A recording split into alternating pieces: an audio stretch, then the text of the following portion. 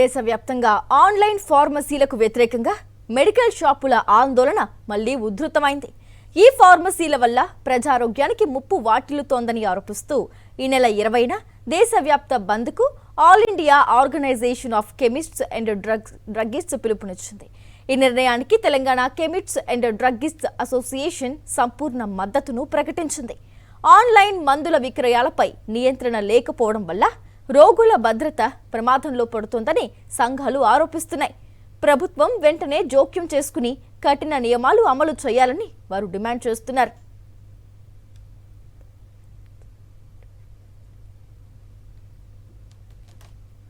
మరింత సమాచారం మా ప్రతినిధి విక్రమ్ అందిస్తారు. ఈ నెల 20వ తేదీన దేశవ్యాప్తంగా మెడికల్ షాప్స్ అన్ని కూడా బంద్కు పిలుపునివ్వడం జరిగింది. ఈ బంద్ ఎందుకోసం చేస్తున్నారు, వారి ప్రధాన డిమాండ్లు ఏంటో అసోసియేషన్ ప్రతినిధులు మనతో పాటు ఉన్నారు, వారిని అడిగి తెలుసుకునే ప్రయత్నం చేద్దాం. ఈ బంద్ ఎందుకోసం చేస్తున్నారు? ఈ బంద్ ముఖ్యంగా ఏఐఓసిడి ఆధ్వర్యంలో ఆల్ ఇండియాలో బంద్ నడుస్తుందండి. హైదరాబాద్ కెమిస్ట్ అండ్ డ్రగ్గిస్ట్ అసోసియేషన్లో మేము వెస్ట్ జోన్ అండ్ లంగరోజు ఆధ్వర్యంలో కంపల్సరీ ఆ రోజు బంద్ చేస్తున్నాము. ముఖ్య కారణం ఏంటంటే ఆన్లైన్ బిజినెస్ అనేది అప్పుడు కోవిడ్ టైంలో ఇచ్చిన జీవోను దాన్ని టెంపరీ ఇచ్చిన జీవోని దాన్ని కంటిన్యూ చేస్తారు. దానివల్ల చిన్న చిన్న షాపులు అన్నీ ఇబ్బంది అవుతున్నాయి. ఆన్లైన్ షాపులు చేయడం వల్ల మనం ఏదైతే జనరల్ మెడిసిన్ వస్తుందో జనరల్ మెడిసిన్ రావట్లేదు.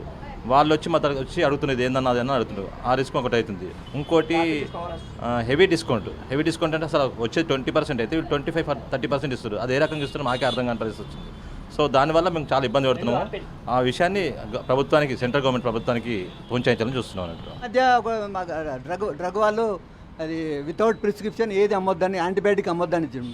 ఆన్లైన్లో వచ్చినప్పటికీ ప్రిస్క్రిప్షన్ ఏ బేస్ మీద వాళ్ళు ఆన్లైన్లో ఇంటికి పంపిస్తున్నారు, అది కూడా తప్పే కదా. డిస్కౌంట్ ఇవ్వద్దు అనట్లేదు, ఇచ్చే విధానం కరెక్ట్ లేదంటున్నాం.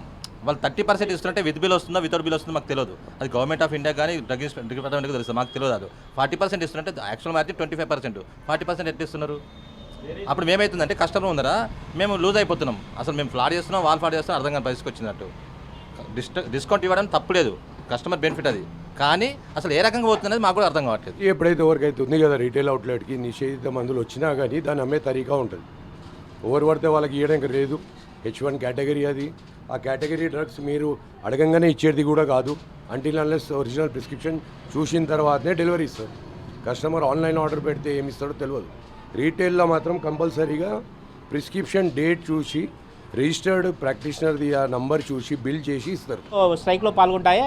అన్నీ ప్రతి ఒక్క మెడిప్లస్, అపోలో, ఆదిత్య ప్రతి ఒక్క షాపు దీంట్లో పార్టిసిపేట్ చేస్తుంది ఆల్ ఇండియా లెవెల్లో. మొత్తమే చూసుకోవచ్చు. ఈ నెల 20వ తేదీన మొత్తం దేశవ్యాప్తంగా ఉన్న మెడికల్ షాప్స్ అన్ని కూడా బంద్ చేయబోతున్నారు. అన్ని మెడికల్ షాప్స్ కూడా ఆ రోజు బంద్ ఉండబోతున్నాయి. ఎవరైనా ముందస్తుగానే అలర్ట్ అయ్యి మెడిసిన్స్ తీసుకోవాలని చెప్పి మెడికల్ షాప్ అసోసియేషన్ చెప్తున్నారు. వీడియో జర్నలిస్ట్ శ్రీనివాస్ గౌడ్తో విక్రమ్, సాక్షి టీవీ, హైదరాబాద్.